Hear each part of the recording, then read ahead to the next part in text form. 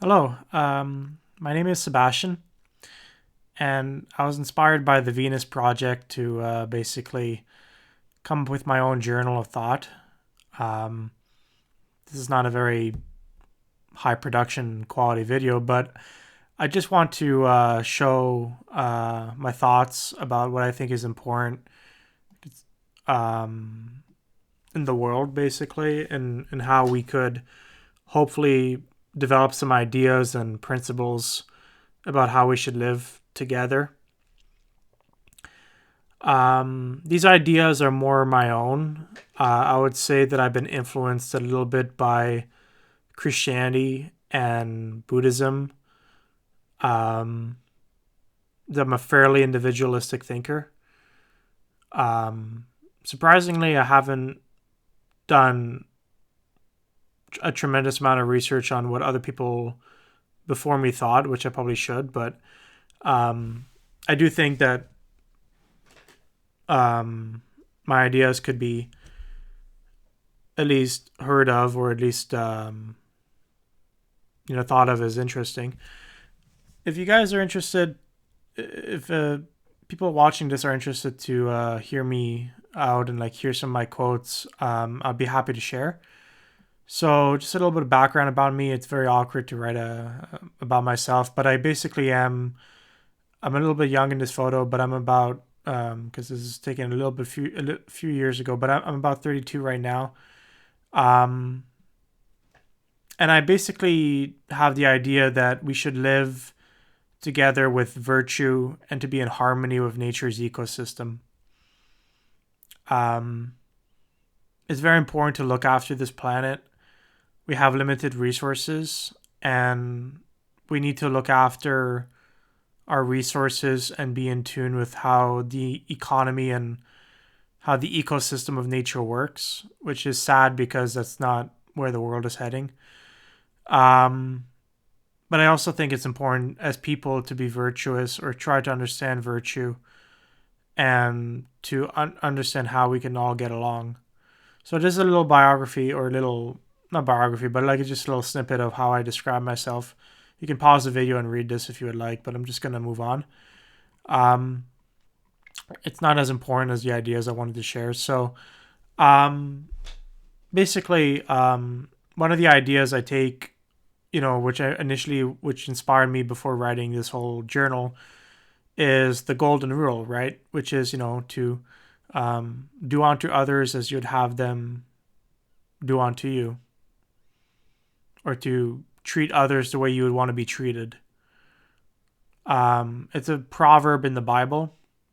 It's by Matthew 7:12, and my interpretation of this golden rule, which is fairly universal and applies to different faiths and different religions, and has been talked about in many different areas, and I'm sure like everybody's familiar mostly with the golden rule, even if you haven't really, or if you don't have faith, or if you just into philosophy. Like the golden rule is pretty universal and standard, though I pretty much want to adopt it into my own way of thinking. So one way I thought about it was to say, conduct yourself in how you wish to be treated by other people.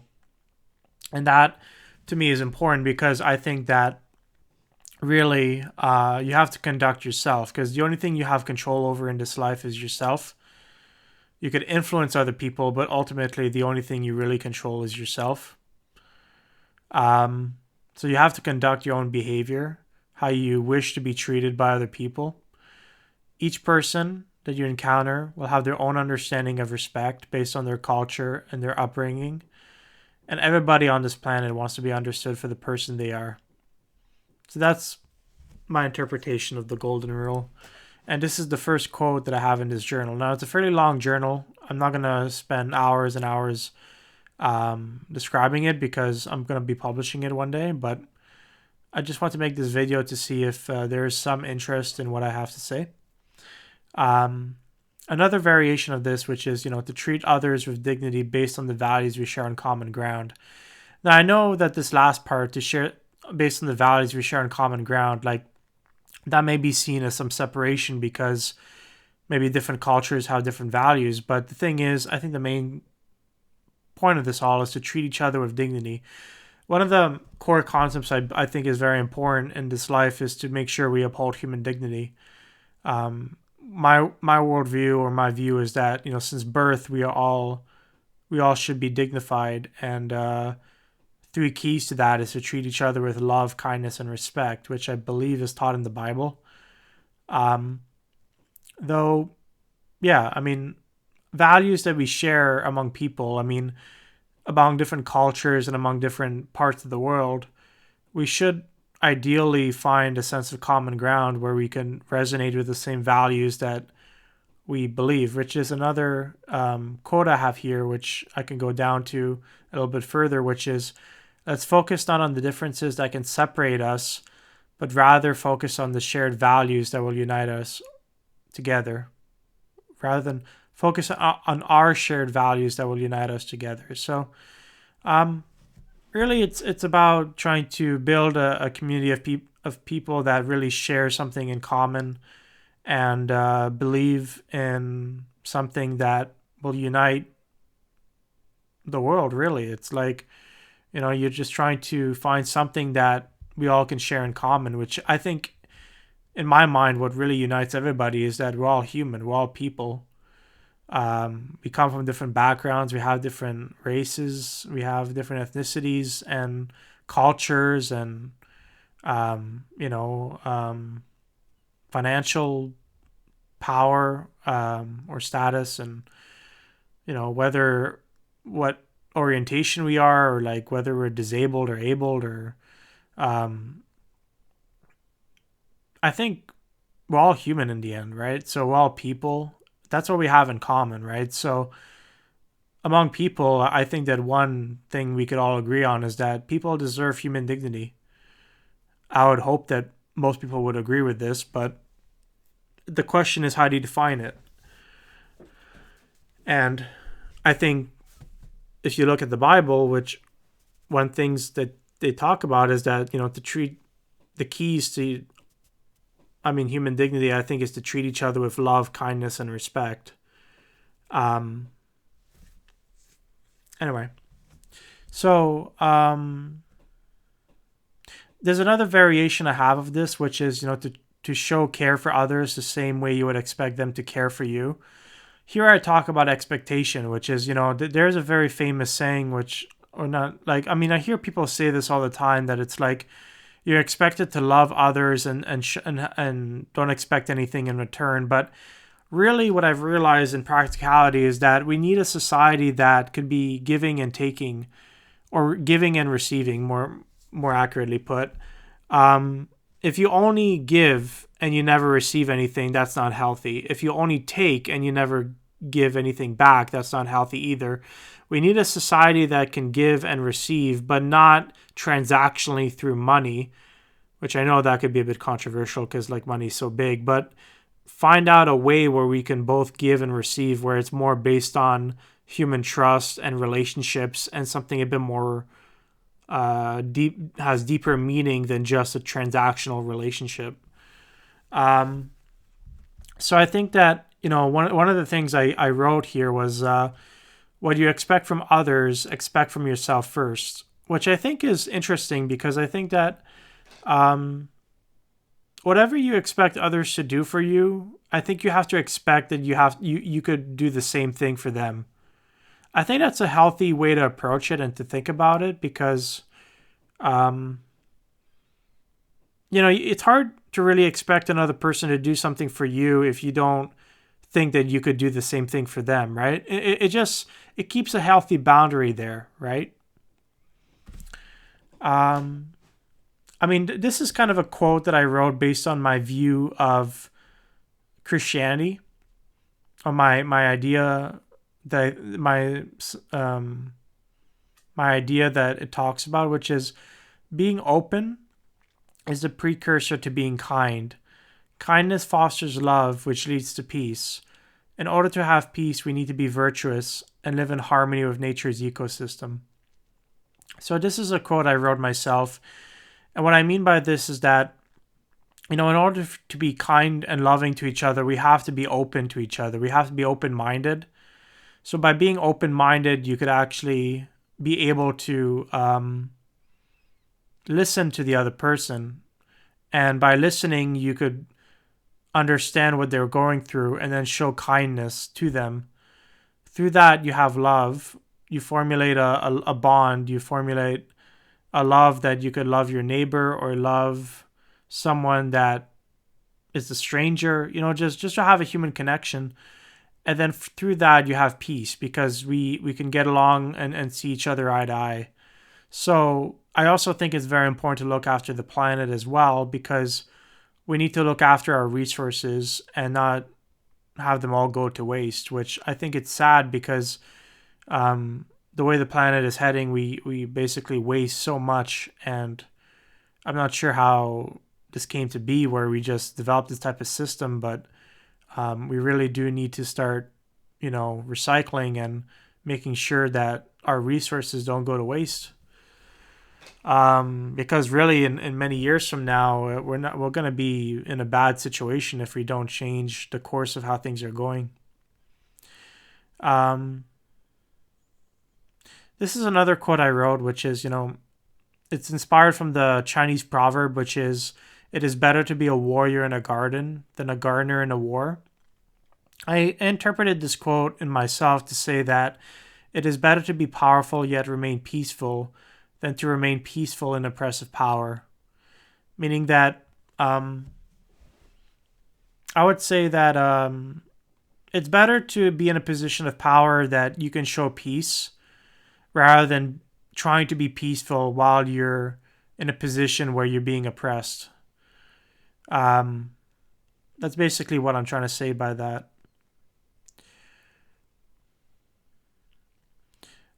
This is another quote that I like, which is, to teach those that know less than you, talk to those that know as much as you, and learn from those that have studied more than you. Now, I know it's a play on words, but I specifically use the word study because I think studying is like the best way to gain knowledge. Also through life experience as well, but like you could have a lot of life experience but not really understand how to change your own perspectives. So I think to study really like to study the minds of others and like to study the biographies and what people go through is probably the best way to acquire a theoretical knowledge and then apply it through your own life experience and then gain wisdom basically. Through when you apply theoretical knowledge into your own life, then you become wiser. um there's a quote by Martin Luther King. The function of education is to teach one to think intensively and to think critically. Intelligence plus character, that is the goal of true education. I really like that quote. Simon Sinek was talking about fulfillment, and I really like his idea where he talks about Navy SEALs and like he talks about people really going on the line and looking after each other, and we find fulfillment by helping each other. So I was inspired by that, and I wrote down happiness and fulfillment lead to a purposeful and meaningful life. It's through a lecture that like Simon Sinek was talking about the Navy SEALs. Everyone has beauty, but not everybody recognizes it. This is inspired by Confucius. The original quote goes, "Every everything has beauty, but not everyone sees it." I just tweaked it a little bit to say that not everything, but everyone has beauty, and that not everybody recognizes it. Because I don't actually believe that everything is beautiful.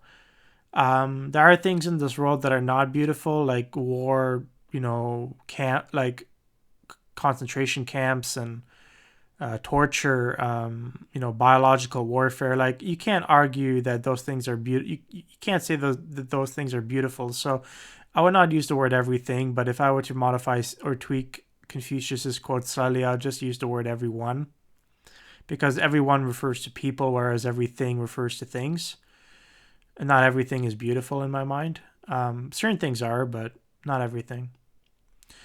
Um, this is one that talks about the light at the end of the tunnel, but I modified it to say like we need a light inside the tunnel or else we won't find our way. Just a little bit of a different take on it. Um, so you can go here and see that I have some quotes, and you could just read this document. I don't have to go through all these ones and describe them because that's going to take a long time because there's a lot to go through. Um, you can just pause the video and read some of these quotes. I'm going to publish this in the future, but I just want to gain some feedback and see in the comments, if people like these type of quotes or what resonates. One thing I thought about money, actually, this was an interesting quote down here, which is, value should be given and exchanged based on the merit of its worth and be appreciated through showing gratitude and being thankful. It's talking about value exchange, which is really what money is all about, which is money is supposed to represent a value exchange between what is being delivered or promised. I believe that's really what money's about. And here I'm trying to argue that value should be given and exchanged based on the merit of its worth. Because in my mind, I think that money is like a trading mechanism for things that are valuable, but the real value is in the thing that you're trading, not the money itself. So really, it's like if we're trading resources, we should be appreciative and thankful for the resources we are trading rather than using money as a tool to trade those resources. So really, before money, we were trading apples and planks of wood and trying to figure out how to trade them. And we tried to come up with a marketplace system to try to vote for like how much wood or apples or whatever goods are worth. But I think it's all arbitrary in my mind. I think it's really like people have kind of voted on this in a marketplace and it's been pretty competitive, and then you have inflation and all that. But I think like when you really think about it, most things in life are not really like set that way. I would say that most things are a little bit arbitrary, where it's like, how do you really know what an orange or an apple is worth if it feeds you and gives you a means of nourishment and survival? Even a bottle of water, like it's an interesting idea, but like I was listening to Dan Lok and he's saying like a bottle of water may not be worth anything to someone who is full and is surrounded by drinks and food. But if you're stranded in a desert and someone comes to you on a camel and offers you a cold glass of water, you may actually be willing to pay a lot for it because you'll die from thirst if you don't. So I think things are kind of situational that way, and I think that the value of a product or a service or whatever it is could be influenced by many factors and not just the thing itself, which is interesting. I think that you could say need and demand and that sort of thing, or supply and demand and that sort of thing, and sound intelligent, but really it's like I think really what we're doing is exchanging resources in the end. And whether that resources are time, energy, service, or product, that's what we're really exchanging in the end. So if you want to accumulate more money, you need to first start figuring out how you could provide more value to others and give your time and effort so that they could pay you for your energy and for your service or products, or for your willingness to help them out, basically. It's a transactional system we're living in, but it is what it is. I think that one of the things that can improve capitalism is that if we become a little bit more humane, and try to have some guidelines and how we should show compassion to each other when we need help. I think that one of the things that's going to help is like if we try to form a more compassionate and humane society that is not just living based off survival and try to basically get an advantage through competitiveness, but one that is more about collaboration, one that is more about compassion and connection, basically. I don't know exactly what the answer to that is and how that could be formed, but instead of focusing on, competitiveness, gaining an advantage, and and survival, and it should be more about forming connection, compassion, offering help, and feeling like emotionally fulfilled through the service we're providing to each other. Um, it would almost be like a utopia, but I think that's a direction that maybe society might go one day. We don't know. Um, I hope it might, but we're pretty far from it right now, anyway. I mean, most of what we do is fairly transactional, unless you're, you know, talking to a friend or a family member. Most services, unless they're charities or nonprofits, like almost everything costs money these days, unless you're just enjoying the nature and just being outside and just having a good time. But most things cost money.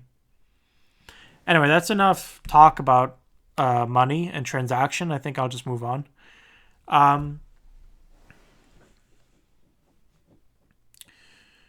so one thing I talk about here, actually, before I move on, is just as a person, we are invaluable. I think that we are priceless. We are invaluable.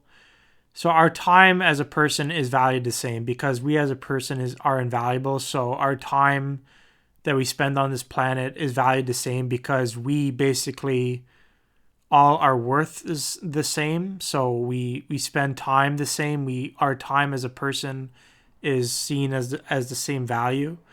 But the tricky bit is what we do with our time can be valued differently, right? So our time is valued the same, but what we do with it can be valued differently, meaning that the services and products we can provide with our time can be valued differently, even if our time is valued the same. So it's not really our time that is being valued differently, which may seem like that's what's going on, but it's more about the value is not placed on the time, but it's placed on more the service and the product that with the time spent to create the service or the product, the service or the product is more valuable because, or can be seen as more valuable because it solves a bigger problem. And in my mind, it's like if the service or the product is solving a bigger problem, that emphasis on the time spent on that service or product could be seen as more valuable. It could also be seen as like that if you gain experience and have skill, you basically save people time because you acquired a skill that solves a problem that they have a hard time solving because you don't have the skill to do it.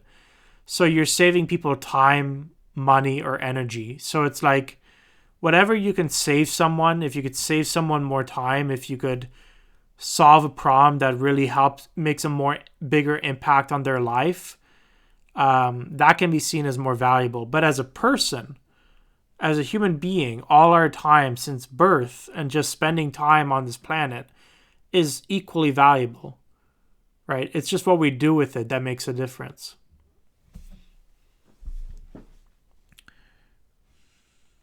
So that's, I mean, a lot of the focus I'm talking about right now is mostly about money, but I think that that's a lot of what's on people's mind right now. So that's why I'm kind of focusing on that. But I'll move on because I think there's more to talk about than that. So the more you give, the more you can receive. I mean, this is an ideal, but it's not always practical because there are people that like to take and there are people that like to give. So it really depends on who you're dealing with. You could have the expectation that if you give more, you have the more you're more likely to receive, but it also depends on the person that you're interacting with and the groups and the people that are engaging with you and how likely they are to give back to you as well. So even though you may have put the power on yourself to say that, oh, like I'll be more giving so that I can receive more. Well, it also depends on whether the person you're, engaging with is willing to give back to you as well. So it's not like you could try to put the power on yourself, but really it should be a more collaborative effort than that. And it really depends on who you're engaging with. Um, this is a quote by Winston Churchill, which is, "We make a living by what we get, but we make a life by what we give," which is a very beautiful quote. I actually think that when I think about life and I think about, I'm just going to scroll down here so you can see this full page and read some of these quotes while I talk.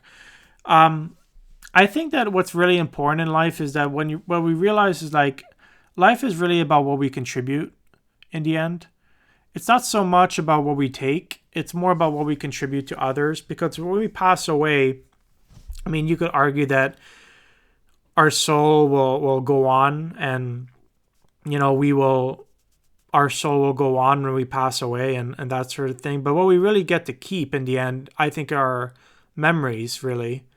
I'm not sure if our memories will be with us after death, but I don't really know what happens when we die. But I think that really, like, I would say that life is really about what we contribute and the memories we keep. Because really, when we die, like, it's mostly about what we've given back to the world and not so much what we kept with us. Um, so I would say that, when you're thinking about life and you're thinking about what you can contribute, think about, like what you're doing is making a more positive contribution or a more negative contribution to the people around you. Because really, it's like you should be aiming to make a more positive contribution. Because that's what I think life is all really about. It's like just contributing back to the world, and just being a witness to it. Being a witness that through your experience of life, through your ability to wake up every day and see life for what it is, just enjoy the ride, enjoy the experience, and give back, make an impact, make a difference. As Denzel Washington says, it's not, don't strive to make a living, strive to make a difference. I think that's really what it's all about, strive to make a difference and do something meaningful. And I mean, a lot of things are meaningful, but it's really about what kind of contribution you're making in the end. And really, life is like Ralph Waldo Emerson said, life is a journey, not a destination, right? So it's really enjoy the ride, enjoy the experience of life. This is a really nice quote by Eleanor Roosevelt, which is, the future belongs to those that believe in the beauty of their dreams, which is, I really like this quote. It's a very, very beautiful quote. And I heard this from Macklemore, but I like the hip hop artist, but I don't know if this was said before, which is, we don't control the world, but we can control how we react to it. There's actually a quote, very famous quote from like a book called A Man's Search for Meaning, where the Viktor E. Frankl talks about our reactions and controlling our reactions and our response to the world and to the things around us. I'll go there in a second, but I think that's mainly where this idea comes from, where it's like we don't control the world, but we can control how we react to it. I'm just thinking about more quotes here. Edgar Allan Poe wrote a very beautiful quote about sand, and I was inspired by Edgar, and I wrote, "If you cling on to sand, it will seep through your fingers, but if you hold it gently, it will sit in the palm of your hand." This may seem like it's just talking about sand, but really it's talking about relationships. If you cling on to a spouse or a partner, and you latch onto them and you don't let them breathe, like meaning like you don't let them have their space and you don't let them flourish and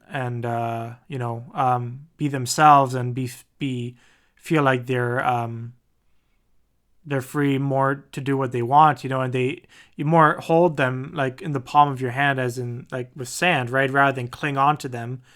So if you try to grip sand, it's gonna seep through your fingers, but if you just let it sit in your hand, it's gonna, it'll stay there. And I think that's how we should view relationships, where it's like if you try to cling on to a relationship, it may seep through your fingers, but if you hold on to it, like if you just let it, if you're gentle with it, like if you hold on to it, being gentle, it will flourish more. One of the quotes I really like, which is, what unites humanity, which is the idea of just being human.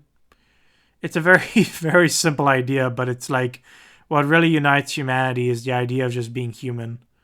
That we're all human after all. Like it's really like just the idea behind this is like, well, not everybody's perfect, not everybody's a saint, but we all make mistakes, but in the end, like we all have something in common, which is we are all human, right? We all are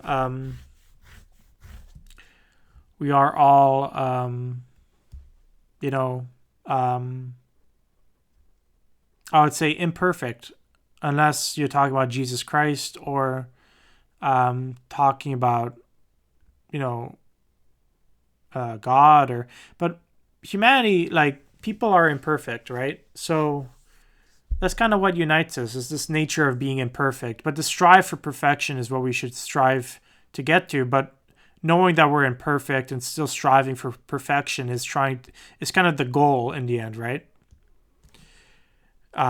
Even though we know we'll never attain it, most likely. Even though it's kind of grim to say, but it's probably true. Because we don't know exactly what the ideal could be. Like it's a little arbitrary. Like people have different views on that. Um,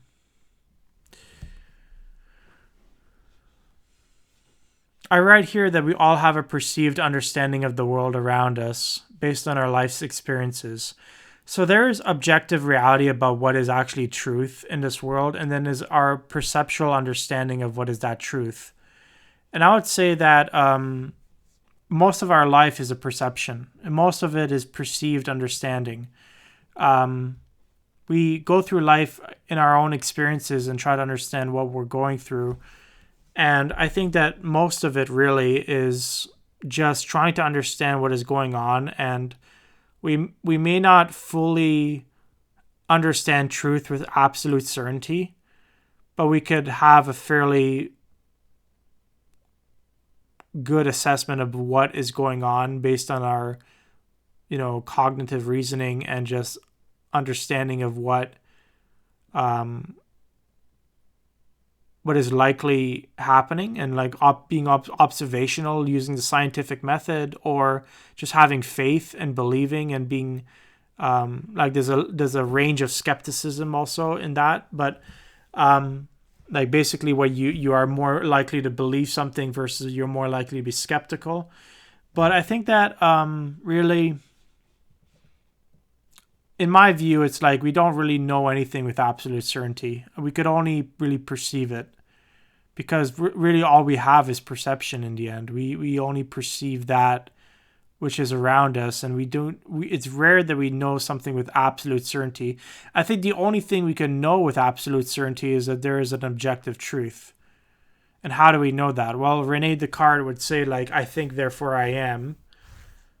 So you would know that because you're thinking, there must be an objective truth because you're able to perceive the world. But I think that beyond that, like, it's like, well, there probably is an objective truth, but I think that in the end, most of our lives is just a series of perceptions and perceiving truth through our own senses and understanding of it.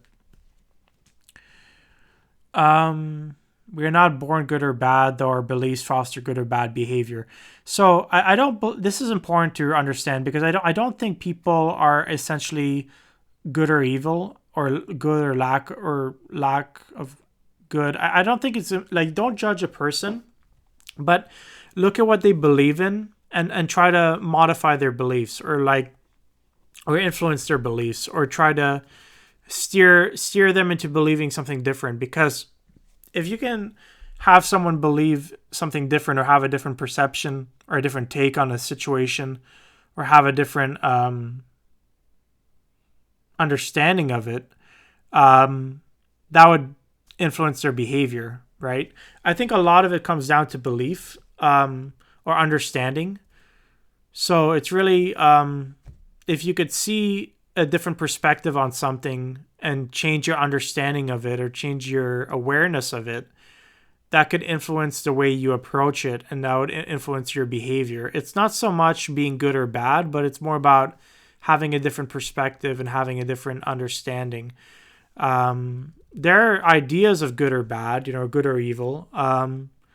But I'm someone who kind of believes in moral relativism. I think that's the word. It's hard for me to say, but like basically that there's always like context behind everything, and I think that the idea behind what is good and what is evil or what is bad is is subject to be relevant to the context of the situation, and it's relative.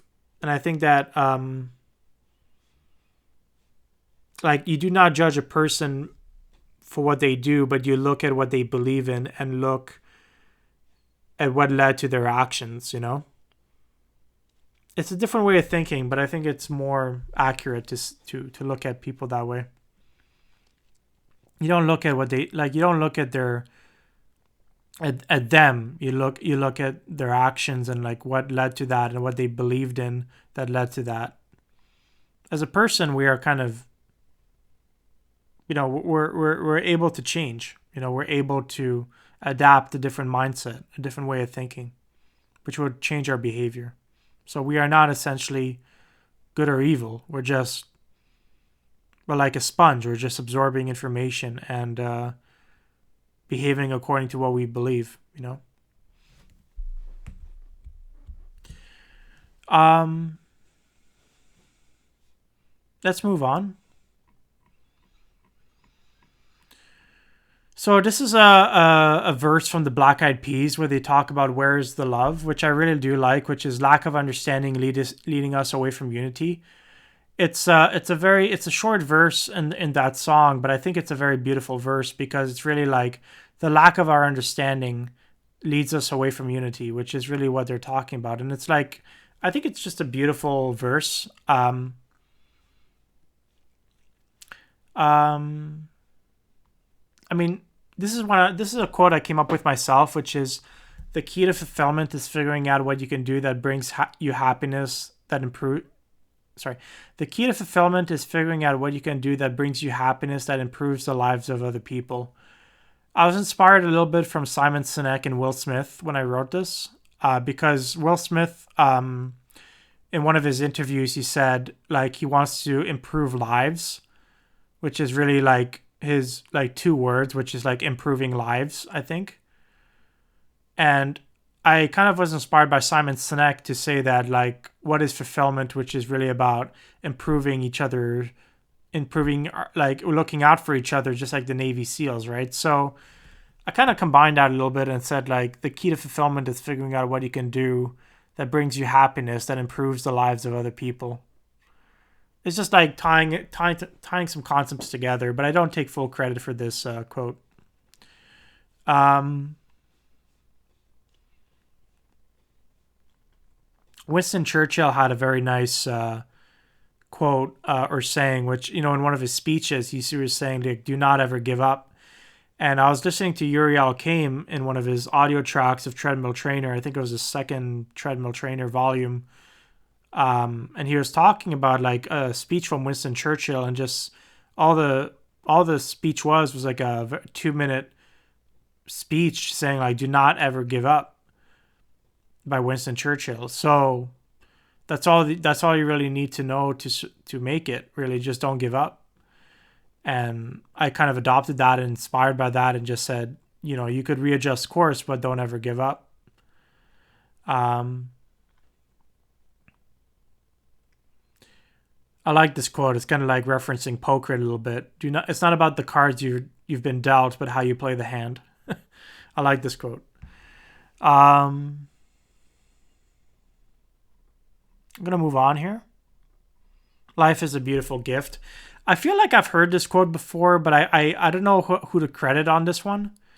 So I wrote it myself, but I'm pretty sure I've heard this saying before, that life is a beautiful gift, or life is a gift, or something.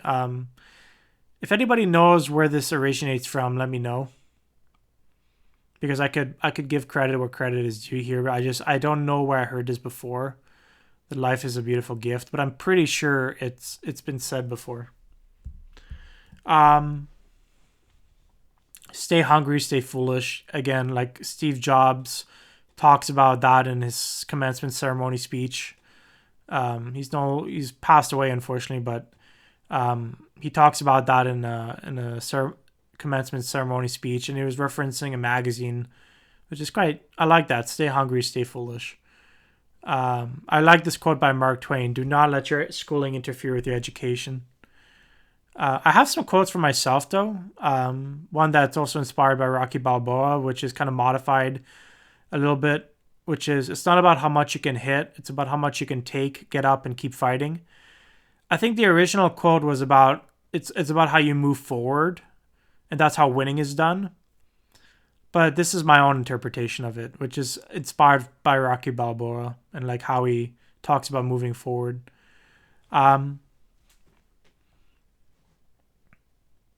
a lot of these other quotes you see on the page I did come up with, but I'm not really talking about them orally. I'm just like, just giving credit to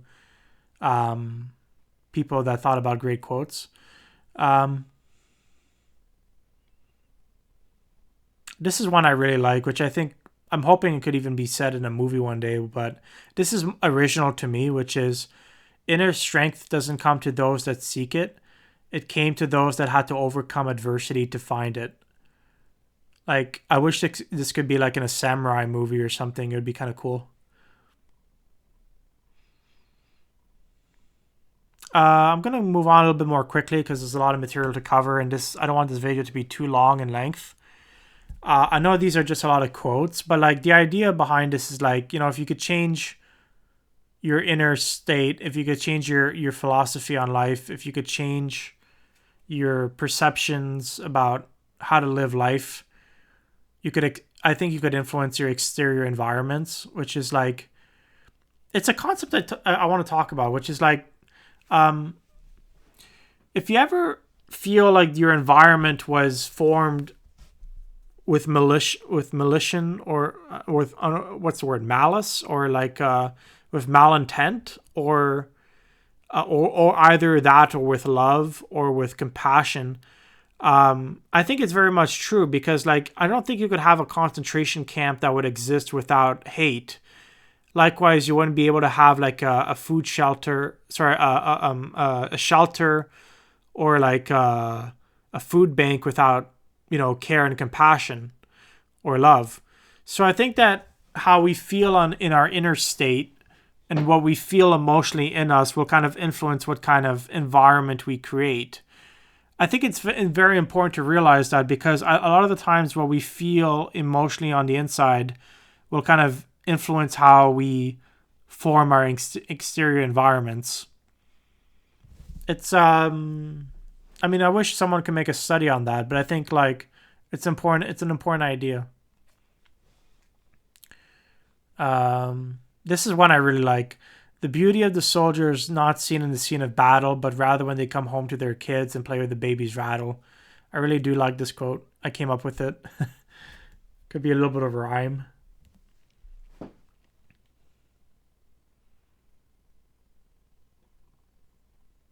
Um, Here's one by Stephen Hawking, which is we should seek the greatest value of our action, which is quite nice.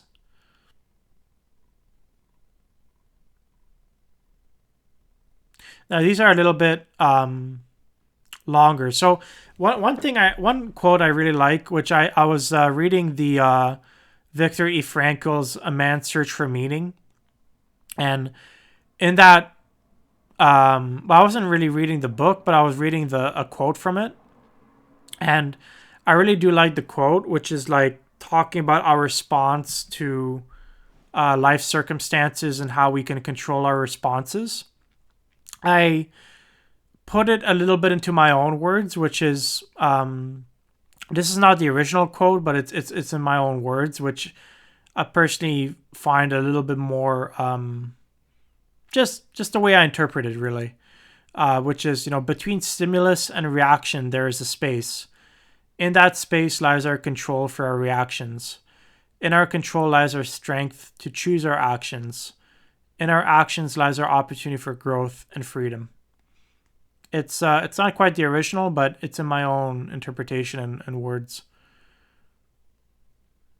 This is also one I really like, which is the true test of a man's character is not is what he does when no one is watching, by John Wooden.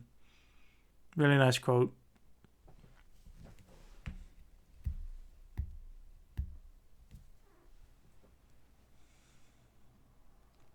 This is one I wrote originally myself, which is not really a quote, but it's more like a paragraph or like a thought, which is life is an experience to be lived to the fullest, and it's a collection of shared memories you had in moments of personal growth and in moments you shared with other people.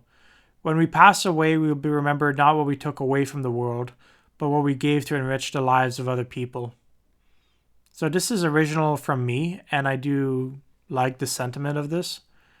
Um,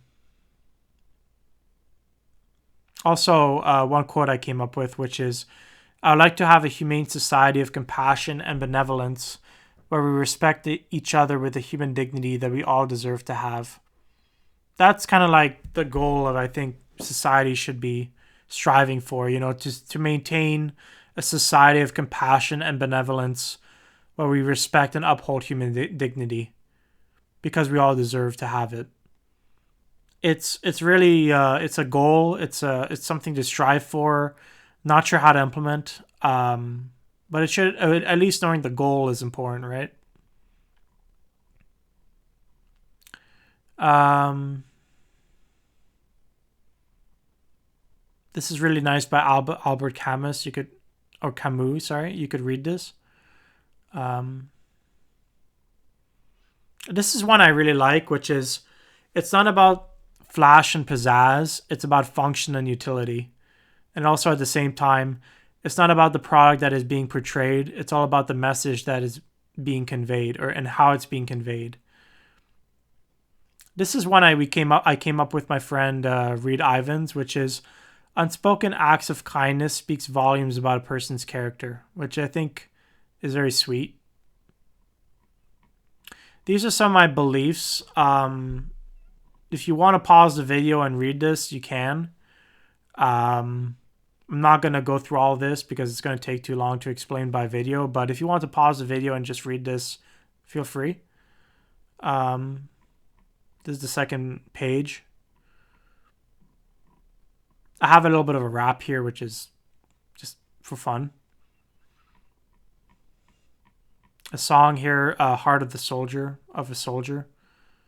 I like this verse, which is saying, um, how does it go? We're all the same, yet we're all different, fighting for the same land, for it's people that matter in the end. And it's not easy being a soldier. The real war is the one you fight inside. I think this verse right here, it's not easy being a soldier. The real war is the one you fight inside. We're all the same, yet we're all different, fighting for the same land, for it's people that matter in the end.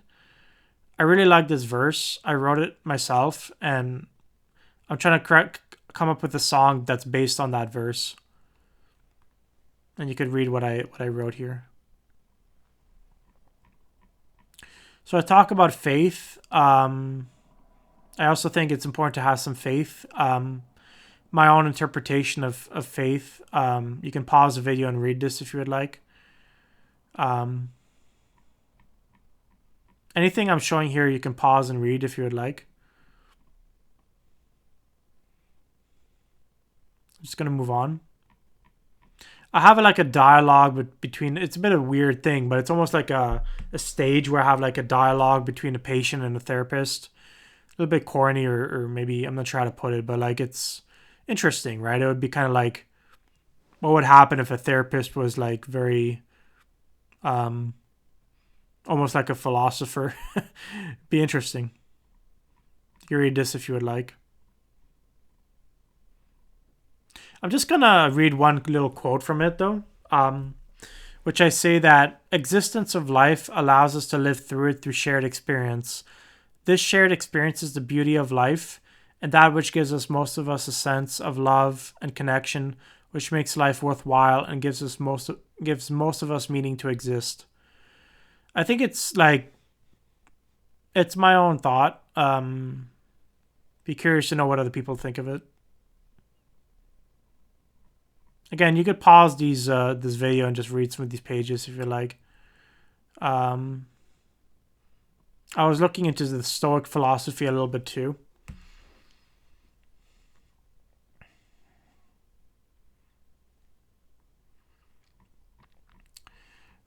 These are some quotes I wanted to talk about here. Um, so let's see. Encourage the drive a person has. How they see themselves today will change where they will be tomorrow. I really like that one, and I came up with it. This is one I came up with my friend Reed Ivins, which is take the effort to learn who a person really is. They may be more than one meets. There may be more to them than one meets the eye. Something like that. We came up with that. There may be more than one meets the eye. Um, this is really nice. It's not about the beauty of the function. It's about the beauty of that function. A little bit confusing because it feels like it's the same. I'm just changing one word from the to that. Another way to put it would be the function. A function doesn't need to be beautiful to have a beautiful function. So what I'm trying to talk about here is like the idea of like a function that like something, a product that has a function or utility doesn't have to necessarily look pretty to have a beautiful function. It could just do something very useful, and that's the beauty of it, which is like in its utility, in its use, like an umbrella, a pen, or a paper clip, which is kind of like a little bit funny here. I just I don't know if I have it here, but it's like anyway. I think the quote was something like, "It's not about the fancy cars and Lamborghinis. It's about the pen, the paper clip, and the umbrella," which is like just a funny saying, but it's like, well, you know, I guess pens, paper clips, and umbrellas have interesting utilities and functions. So, and here I talk about do not look at a person's associations, learn about their affiliations instead. I was actually interested to hear the definition of affiliation, but to my surprise, it's not exactly what I thought. But in my own definitions, I would say like associations are being linked to a group or ideas and what they represent, whereas affiliations would be resonating with ideas from groups and formulating your own opinions. It's a very like it's a bit more of a powerful thing to talk about affiliations because you could talk about groups and ideas without necessarily feeling like you're attached to them. You just simply interpret them and formulate your own thoughts based on them, which is I think is a little bit more powerful than just focusing on trying to be tied down to one particular group or set of ideas, right? Which would be like an association. Here I talk about idealistic thoughts and how society could be structured. To be honest, if you really want to read this, you can read this. I actually don't have too many answers as to this. I don't really know. But one thing I do think of in this is that I think compassion, connection, and the ability to be a bit more humane in how we behave with each other is going to be key. I think that it's not so much about setting hard and fast rules about how things should be done, but it's about encouraging a more humane, compassion, and benevolent society that looks out for the well being of others. How we instill these ideals into people, maybe at a young age, but I think it's really the idea that people matter. Your neighbor, your family, your friend matters. Um, Look out for them like you would look out for yourself. I think that's really the idea behind it. I don't know how to apply that on a large scale. I just talk about those ideals or those ideas about compassion and connection and kindness and trying to understand how to maybe fit that on a large scale. But really, it's tough because as a person, we're not meant to have like 500 friends, right? So we only have like, we're kind of brought up in tribes where, we would kind of look after our close knit community and kind of not worry about the larger scope of things. But when you have a big society, it's kind of tricky as to how everybody could kind of work together and formulate a community that just looks out for each other without necessarily having to be friends with everybody. I think that's kind of like the tricky bit, right? So how do you form relationships on a larger scale, which is kind of the question to be asking, right? Like, how do you form that connection and wanting to look after a stranger like you would look after yourself? Like, it's really hard to understand that or to implement that. I mean, we tried to do it with money, we tried to do it transactionally, but I don't think that's the solution. Um, so yeah, just a little. If you want, you could read this. Basically, I summarize it here, which is what I really believe, which is a bit short, and add some music at the end, which is, one person I was inspired by a little bit was Karl Marx, and I said, and I think I took I adopted the idea from him, which is, that everybody should give based on what they can contribute and receive based on what they need. If one wants to acquire more from society, they need to contribute by solving a larger problem. The larger the problem that has been solved, the more value is offered to society by solving that problem, and the more value can be received in return from society.